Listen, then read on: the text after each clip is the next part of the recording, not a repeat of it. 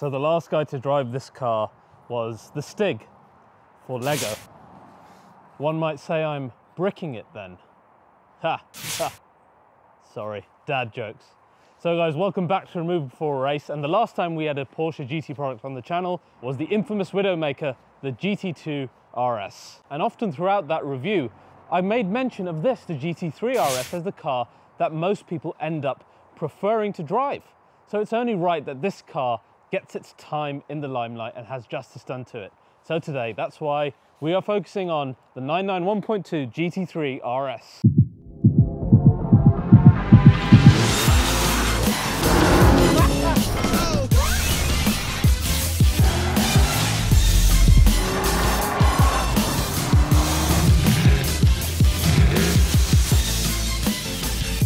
Today's episode of RBR is sponsored by Autodoc.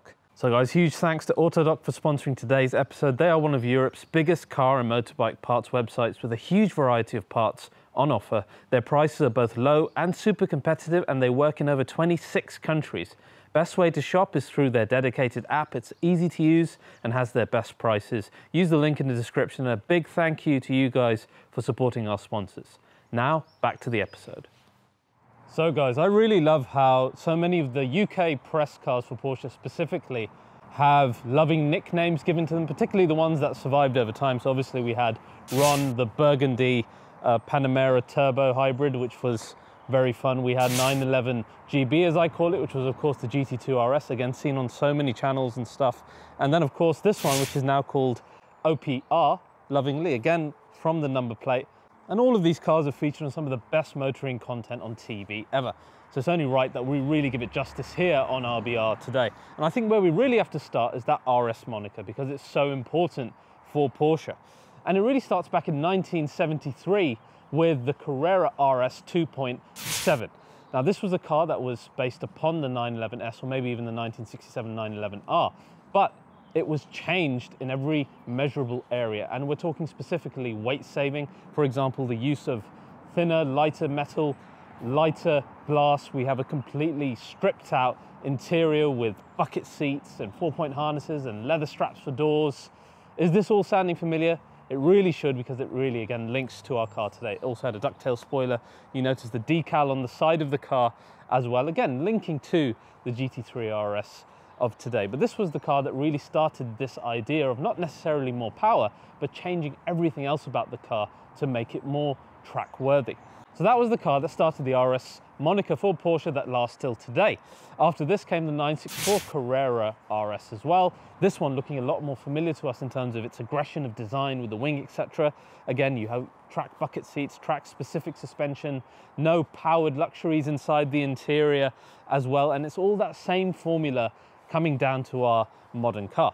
After this came the 993 Carrera RS, said to be one of the most hardcore and unforgiving Porsches ever created. Again, in response to homologation needs, this car had a 3.8 litre air-cooled engine, which was a very special thing indeed. And in fact, it is the last air-cooled engine that we had in an RS. So the car had an adjustable front and rear roll bar as well. We had a limited slip differential, all powered luxuries taken out of the interior as well, again making it very lightweight indeed. The next car to come was the one that cemented the Gt3 RS name, and that was in the 996 generation with this, the 996 Gt3 RS. Now, although mechanically very similar to the GT3 of its time, much like today's car, it differentiates itself in areas that really matter. So we've got unique body styling, of course, versus the then GT3. We've also got use of carbon fiber in the front bonnet and the rear wings in order to reduce weight. We've got a massive rear wing on the car. We've got polycarbonate rear windows, but what really set this car apart was again use of the Metzger engine, which was a very similar engine used in the GT1 prototypes, and again makes this particular era of car, including into the next generation, so special for Porsche enthusiasts. Now, speaking of next generation, I'm going to skip straight to the facelift, because again, this Porsche GB press car had a loving name given to it, which was Hebe.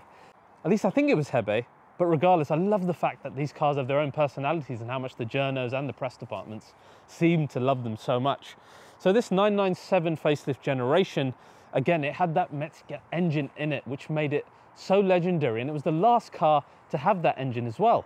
So like the 911R buying blip that came for a little while, when the new 991 came out, the demand for this particular car was insane. And again, you had the same formula. You've got, you know, a carbon rear wing. We had polycarbonate front window for the first time as well. Various weight saving around the car, a completely different design compared to normal GT3. But it was really the engine and the fact that it was the last one to have it that made this car stand out. Then came 991. Bye-bye Metzger engine. Bye-bye hydraulic steering. Bye-bye manual box as well. It seemed like it was going to be doomed for the Gt3 RS. But of course, if we said that, we'd be underestimating just how bloody good Porsche are at making cars. And rightly so, because the PDK, although it's seeming like a negative at first, made this car a faster track car and made it so much more livable versus previous versions as well, just in terms of daily use. Then we also had a 9,000 RPM rev limit on this car, which made it scream like a race car, which is essentially what this is meant to be. We also added rear wheel steer, and for the first time, a GT3 RS had a different displacement to the normal GT3, with the GT3 having 3.8 and this being a 4-litre engine. Again, setting this generation apart. Then we come to today's car, this lizard green beast of a GT3 RS. So first of all, the power. 520 brake horsepower, 480 Newton meters, and 0 to 60 in 3.2 seconds. Doesn't sound massively impressive on the face of it. Wait and see. Let's compare it first to the GT3. What has changed? The 7-speed PDK's got a unique setup for this car. We've got unique suspension with metal ball joints rather than the rubber bushings. Of course, you've got more power, and the car has been developed with Michelin on those awesome Cup 2s to get that crazy ring time as well. But one thing that separates this GT3 RS from the past ones is that it's gone back to being hardcore, like the 993 and the 996 of old, because you've got so much sound insulation removed, much like the big brother GT2. And what that does is make this car a better car and the GT3 a better car as well, because now they sit that much further apart from each other, this being that much more hardcore and race car. And we'll get into the race car element in a minute. In comparison to the GT2, then yes, you've got a stripped out interior and much of the emotion that comes along with that element. But the GT2 RS has got 700 brake horsepower from that turbo S-lent operated engine. This GT3 RS of ours with a natural 4-litre engine revving up to 9,000. But of course, only 520 brake horsepower. Next, let's come on to the visual look, because you cannot ignore that with GT3 RS. You compare it to normal GT3 and there's a big difference, and you compare it to GT2 and there's so much that's similar.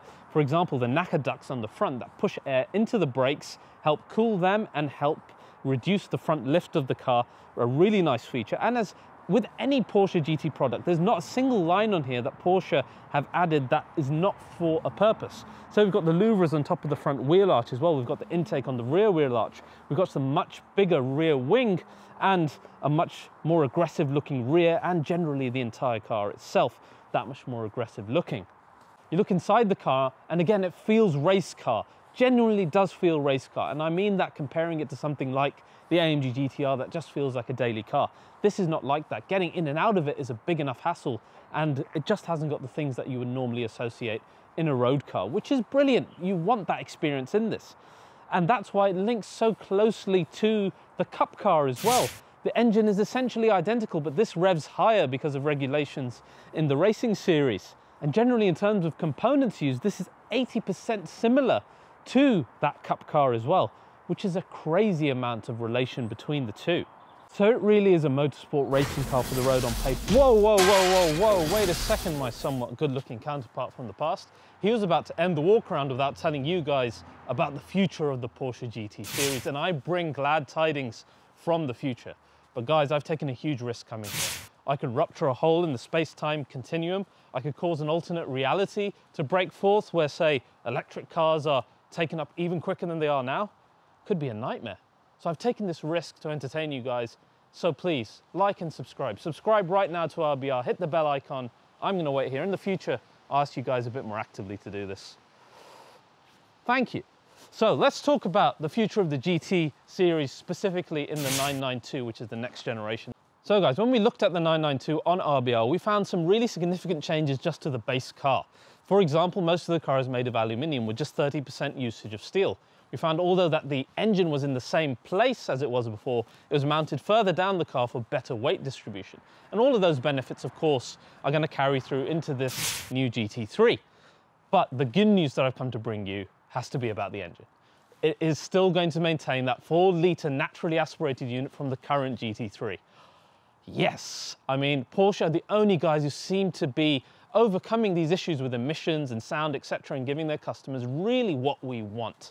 So that's great news. It's been spied with the 4-litre engine badge on the test mules as well. And when you see them running around the Nürburgring, they sound absolutely ballistic. Oh, yes.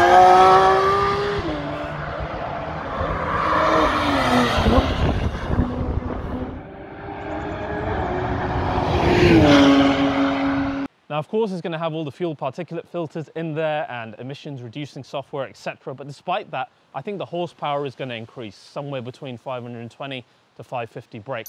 Obviously, we don't know what the torque and 0 to 60 figures will be, but knowing Porsche, those are going to become better as well. So really, really great news for all petrol heads that the next GT3 is going to have the naturally aspirated engine. Now, we've also seen that a touring version is already being tested, which means that the success of the previous version is carrying through, and that probably means that we're going to see a manual box in this as well. The manual has already been introduced for ordering in the standard 992 series as well. Now, with new cars, everyone's always worried about them being bigger and heavier.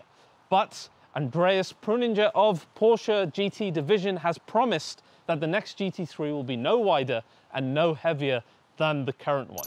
Again, which is something different to what everyone else is doing, keeping Porsche right at the top of its division.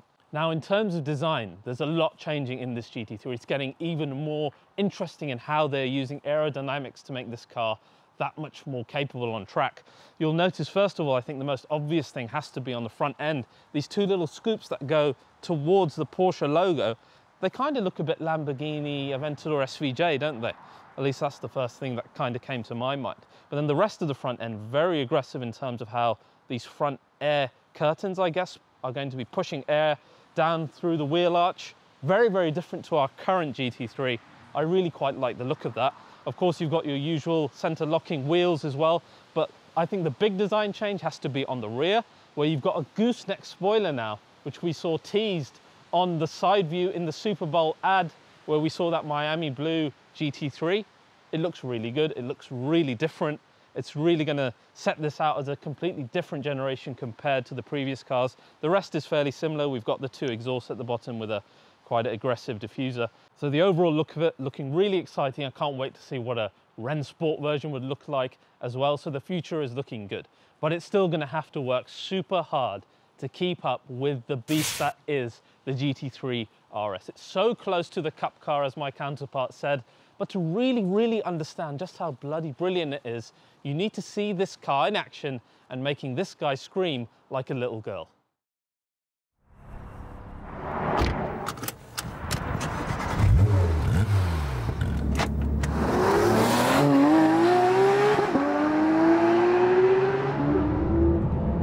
There we go, GT3 RS.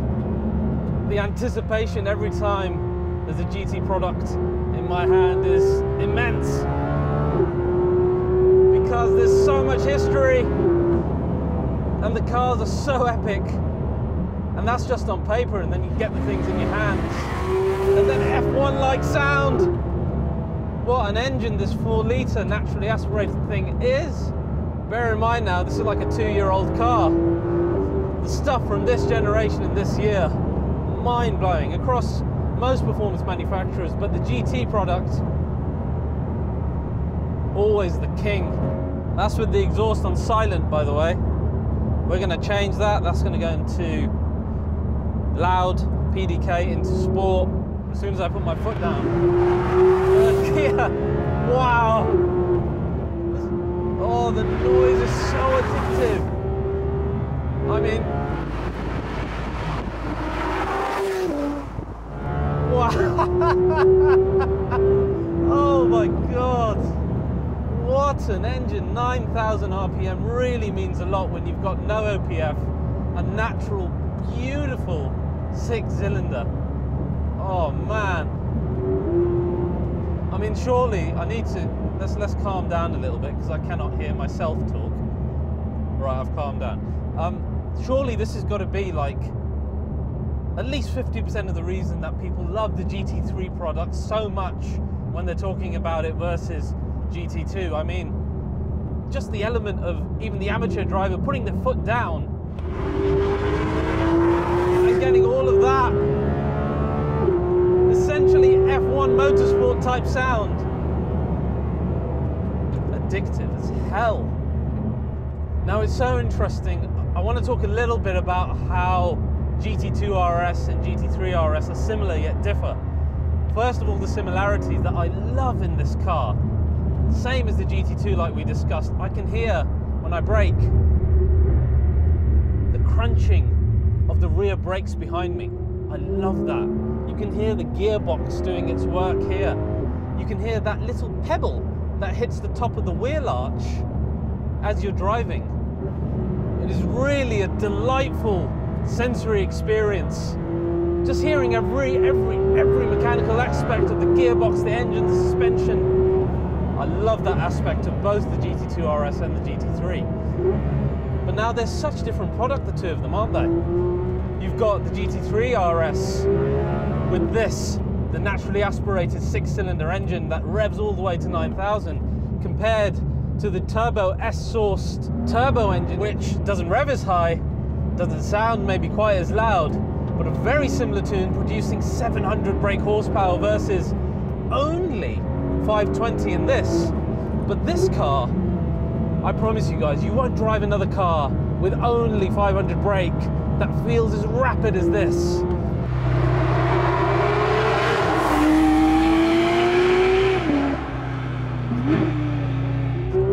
We have to remember the weight being 1360 versus the heavier GT2 RS evens things out in terms of power to weight ratio. And if you know motorsport and you know, for example, GT3 racing, that's not going to be odd for you, because those crazy race cars being so light, they don't tend to have that much more horsepower. But it's the engine where you really feel the difference. This car with 480 Newton meters, 520 brake horsepower, it's so much easier to drive around corners with confidence. You can plant the car exactly where you want it, control the power how you need, and as you're coming out of the corner, really give it some stick. I couldn't do that with the same confidence in the 2RS because that car is so much more muscle car. You've got 700 brake going to the rear wheels. You've got 750 Newton meters in a tiny and relatively light car like that. It really does handle and feel much more muscle car. Of course, you've got a faster lap time out of it, but it's that much harder to wrangle. This one, every time I get out of it, driving it like this, my entire body aches. It's like my bones have been drilled into the chassis. That's how in tune you are with everything going on. It tires you out as a human being. I imagine this is what Wolverine feels like when he was drilled into his adamantium skeleton and it became part of his body. The GT3 RS becomes part of you as the driver. The handling is immense. The steering rack, how is it electronic? I don't know, I think the same on GT2. These cars just handle like nothing else. Nothing else. Driven the GTR Pro on the same track. What a different approach to solving the same problem or enjoying the same pleasures. This is so much more motorsport than the AMG feels to me, with all that connection you have with the sensory elements, the way that the engine sounds, and I can see that by the way this handles how it's faster on the ring as well. It's just on another level.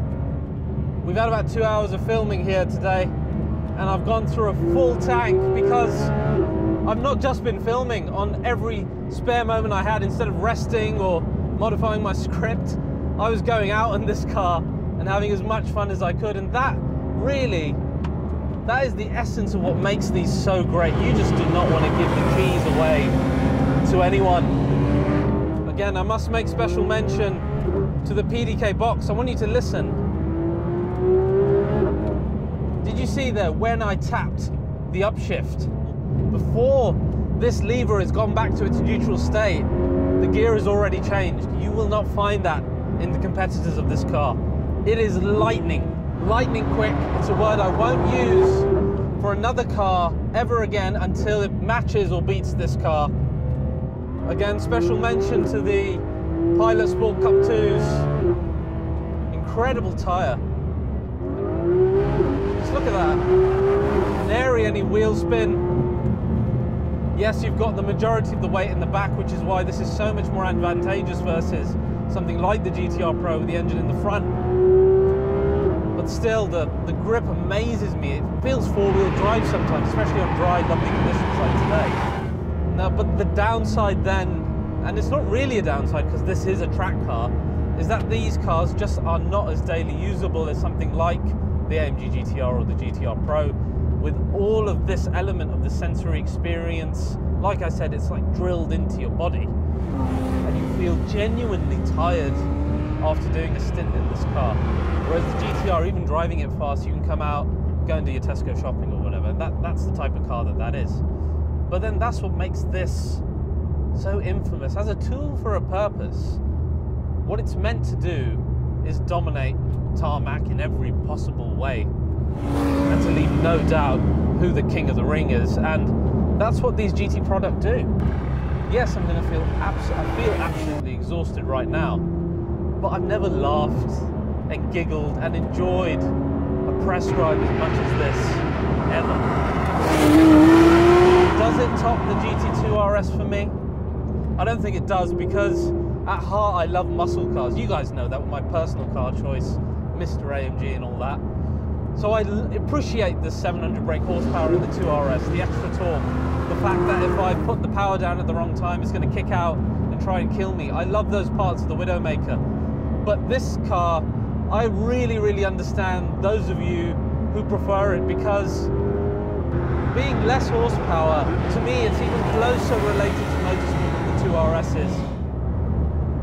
And just to see what a car can do with lower numbers versus some of these stupid numbers cars that are out there these days, it's amazing to behold.